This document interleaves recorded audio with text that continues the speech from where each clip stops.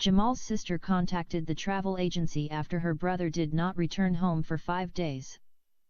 She still had the work phone number her brother had given her while he was in prison. Muhammad Khan was the one who happened to answer the main line. She asked about her brother and Muhammad told her that her brother had been arrested by the Bombay police and taken into custody. He did not tell her the exact charges. He then lied and told her Jamal had some money owed to him that the travel agency was supposed to pay him. The iniquitous man already knew from his wife that Jamal had only one sister left and his other 2 sisters had run away from home after they became pregnant. Jamal sorrowfully related the tragedy of his family, which occurred while he was in jail. Muhammad's wife also told him Jamal's sister was only 15.5 years old. The evil workings of his mind devised a wonderfully wicked plan. Evil was his middle name. When the young girl called and inquired about her missing brother, he told her to come and collect the money that was owed to her brother for the wages he had earned. When Jamal's sister came, the wicked and cunning gave her 2,000 rupees and offered her a job. The sister wasn't qualified to work at his business but he just couldn't help himself. It was like shooting fish in a barrel and fresh meat was hard to turn away. His befouled conscience would have her succumb to his lustful desire with the help of a steady supply of Viagra. Due to the beatings he received in jail, he had trouble maintaining an erection and therefore he was never without his favorite medication. He knew that the sister was underage and hence he wasn't supposed to hire her. At that time, Jamal's sister was 15 years and 6 months. He convinced her to lie to the other employees about her age. In India, a girl was allowed to work at the age of 16, there was no specific minimum age limit for boys. Jamal's sister was called Nafisa Khan. She was so happy to get a job in a place where no one would sexually harass her. The presence of other female employees in the office reassured her that she was in a safe working environment. Just as her boss had advised her, Nafisa did not tell anyone in the office that she was Jamal's sister and she lied about her age and told the other employees she just turned 16. Nafisa was scared to go to the jail and meet her brother for fear the police would find out she was working under the legal age requirement. After she began to work in the office, one day her boss called her in and showed her a newspaper that mentioned the charges against her brother. Nafisa cried tremendously when she learned her brother was accused of several serious crimes including rape, robbery, and impregnating a girl. She began to despise her brother when she learned the girl had killed herself when she discovered that she was pregnant by her rapist, Jamal Khan. Nafisa vowed that she would never visit her brother in prison again. The counterfeit man of Allah followed the same evil tactics that he used with his other female employees. He allowed Nafisa to work for him for a few weeks without harassing or approaching her in any inappropriate way. During this period, Nafisa loved her job because she was making good money. When he saw that she loved her job and the money, he decided now was a good time to carry out the evilness of his mind. One day Nafisa fell sick and did not come to work.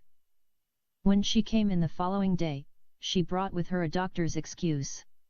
The merciless tyrant began shouting at her and accused her of lying. Then, he commanded her inside his office, locked the door, and began to ask her very embarrassing questions. "Now tell me Nafisa," said the wicked boss, "were you truly sick or did you just decide to take the day off and go meet your boyfriend?" "I don't have a boyfriend, sir," replied Nafisa. "How come you don't have a boyfriend at your age?" asked the boss. "I have younger brothers to look after and I am not interested in having a relationship with a boy at my age." "Amazing," said the wicked boss pretending to be impressed. "Every girl in Bombay at your age would definitely have a boyfriend. I fell in love with my wife when she was 16 years old and married her when she was 18. During those 2 years until we married, we enjoyed each other so much in very loving and intimate ways." Nafisa did not like the story the boss was relaying to her. She thought he wasn't supposed to tell her stuff like that. "By the way, can I ask you a personal question?" Before Nafisa gave her permission, the unconscionable diseased loathsome python kept pressing his agenda and asked her a very embarrassing question. Was the reason of your sickness something to do with your period? Nafisa remained silent and refused to respond to that improper question. When her wicked boss repeated his question, she answered it in one word, no. By the way, when was the last time you got your period? This time Nafisa refused to answer his question even though he repeated it 3 times. To show his concern for her well-being, he came over to her and she felt the hand of the snake slide over hers. She immediately pulled her hand away from his and said to him angrily, "Please don't touch me again." Nafisa knew what her boss was up to. He didn't care about the reason she was sick the previous day. She stood up without his permission and walked over to the office door, unlocked it and then walked out of his office. The wicked boss picked up his phone and dialed the number to her phone. Nafisa picked up the phone and when she heard it was her boss, she slammed the receiver down and disconnected the line. After a few minutes, the peon came and told her that the boss was asking her to come to his office. Nafisa found it difficult to tell the peon she wasn't coming in the presence of the other employees. She stood up and returned to his office. The crocodile put before her 2 choices. She could either entertain him sexually or lose her job. Nafisa without a second thought turned around and left his office. She went back to her desk, grabbed her handbag and walked immediately out the front door to the office. Nafisa Khan was a very smart and strong-willed girl. During her few weeks working in the travel agency, she saved most of her money. She did not behave like the other female employees who wasted their money buying pretty clothes and going out with their boyfriends. When her brother landed in jail the first time, her family suffered greatly, which led to her having to allow one of her sisters to work outside the home.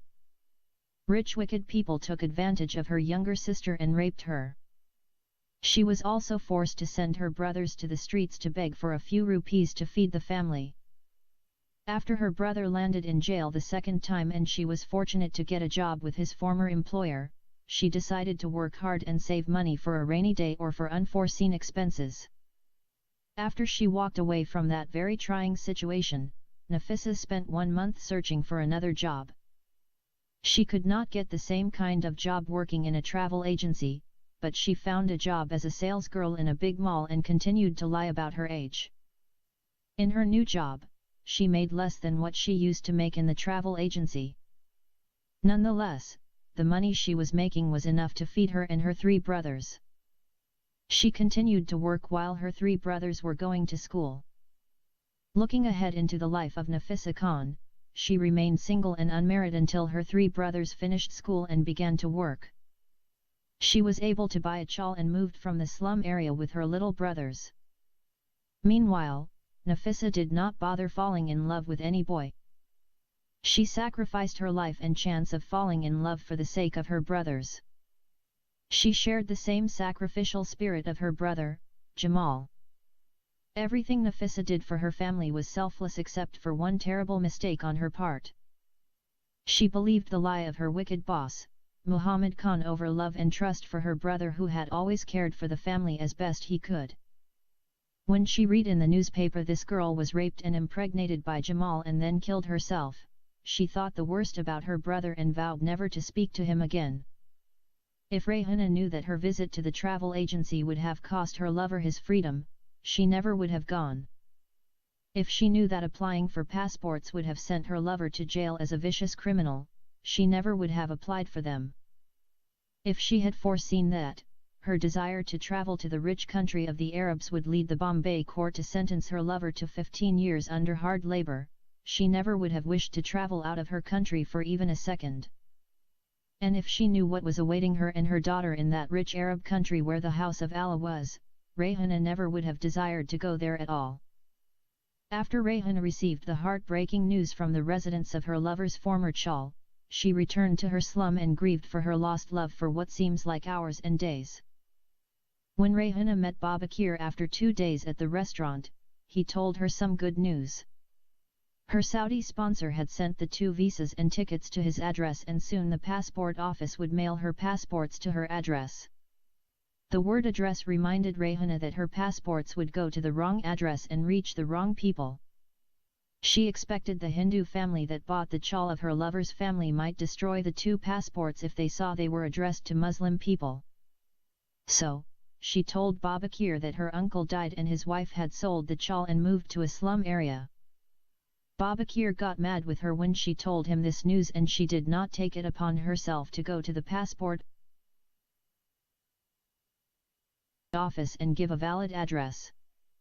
Rehana told him that she did not have any other address because she was living in a slum that had no address. Babakir lived long time in India, but he had never heard in all his life that a citizen of a country could be without an address. In his country, even farm animals have addresses. Anyway, after overcoming the shock, Babakir gave Rehana his address and told her to go and give it to the passport office before they sent her passports to the wrong address. Rehana requested Babakir go with her to the passport office, but he apologized and said he could not go with her this time because he had to study for his exams. He said to her he would not be able to go anywhere for 1 week because final exams were coming up. He told her she could go alone to the passport office and speak to the same clerk that he had bribed and pay him 1,000 rupees to change her address. Rehana would rather wait for 1 year to get her passport and the passport for her daughter than give someone 1,000 rupees. With 1,000 rupees, she could feed her children for 6 months. In India, some poor people could survive for many years on dal and rice, lentils and rice. Dal and rice are the daily staple diet for the majority of the population of the Indian subcontinent. From the day the Sudanese boy had given Rehana the share of currency her benefactor had so liberally furnished, she had not spent more than 100 rupees out of the 10,000 rupees she received. She was so grateful and thought there must be so much money lying on the streets of Saudi Arabia, this was just a drop in the bucket. Soon she would be able to swoop up all the money off the streets of Saudi Arabia and all her worries for her family would disappear. Since she had never received such a huge amount of money, all at one time, she was careful to safeguard it and spend it wisely. She went to the toilet of the restaurant and removed her clothes. Then, she tore a long piece of cloth from her dress and made something like a belt. She tied up the notes of currency and wrapped the belt of money around her privates as if it was an adult diaper. After that she put on her underwear and the rest of her clothes and came out. For 2 days, she did not change her underwear or remove her clothes except when she needed to answer the call of nature. She was afraid someone could see right through her and sense she had a secret vault wrapped around her private parts and kill her for thousands of rupees. Rehana was also scared to go to the bank because the management of the bank might accuse her of stealing the 10,000 rupees from someone and call the police to arrest her. Besides that, she had no address to give to the bank. She had never saved more than 400 rupees from all her hard work slaving for the rich. By the way, the cheapest labor rate in the world was in India. There was nothing called minimum wage in that country where the majority of its citizens were living under the poverty level. McDonald's and other Western restaurants pay their workers 50 cents per hour. When Rehana got tired of hiding her treasure under her clothes, she decided to create her own personal bank. On the 3rd day night, while her mother, children, and all her slum neighbors were sleeping, she woke up and, like a thief in the night, she took a knife and dug a hole in one corner of her slum. Then, she removed her money belt and carefully buried it in the hole. Whenever she needed some money, she would get up in the middle of the night, open her underground bank, and take out what she needed. When she went to change her address at the passport office, Rehana had only 100 rupees on her person.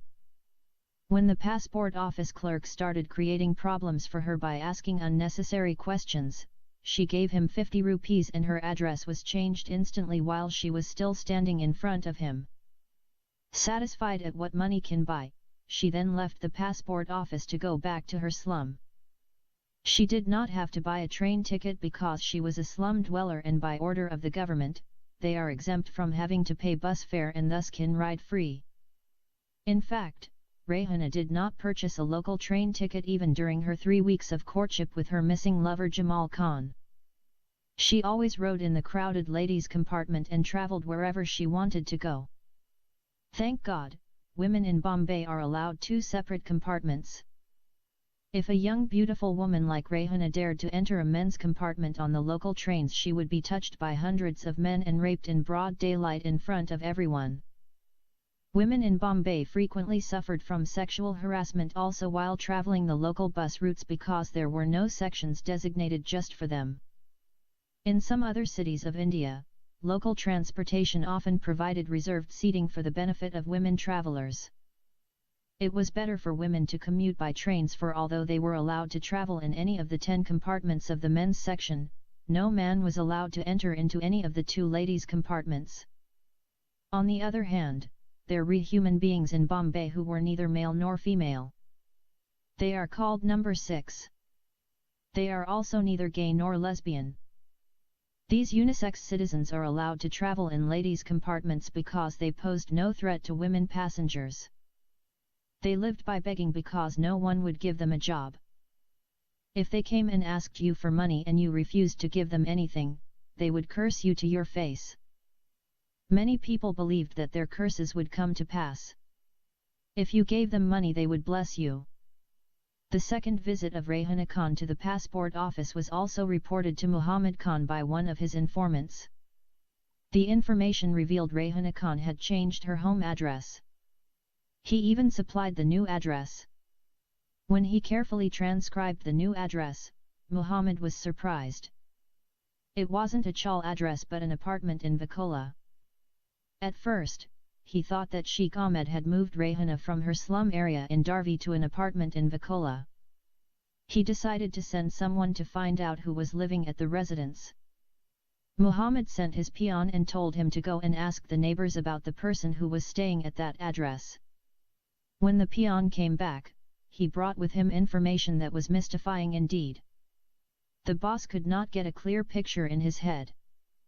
The spy related that there were 5 foreign students living in the apartment.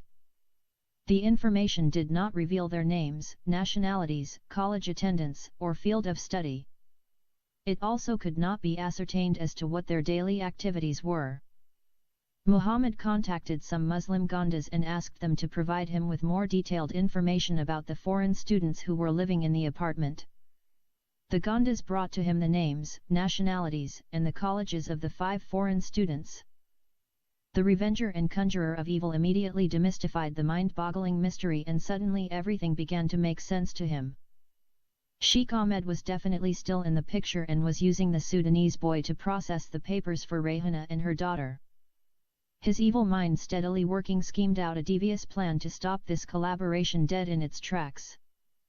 He thought of 3 ways to stop Rehana Khan from travelling to Saudi Arabia and punish the Sudanese boy who was helping her.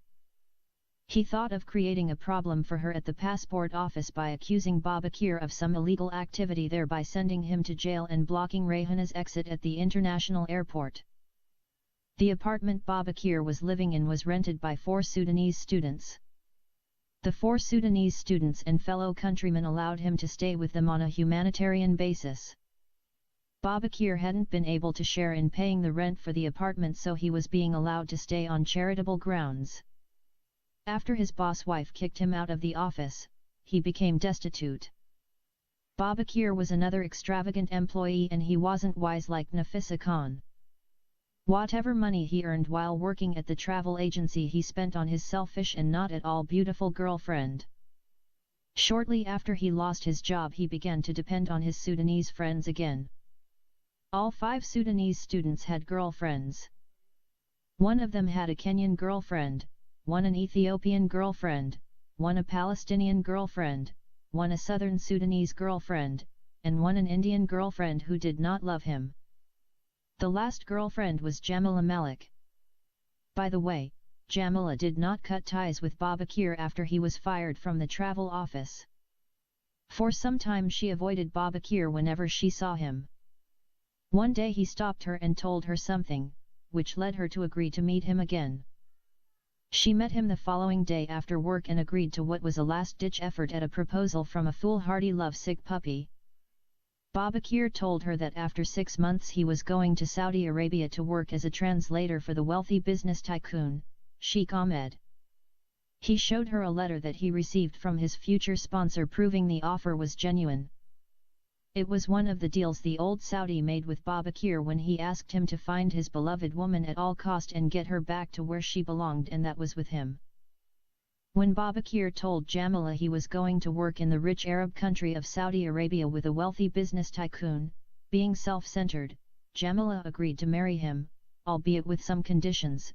Babakir had to get over there first, then return after 1 year and marry her. The crazed Sudanese was ecstatic when his Layla finally agreed to marry him. This type of beneficial union was common in India.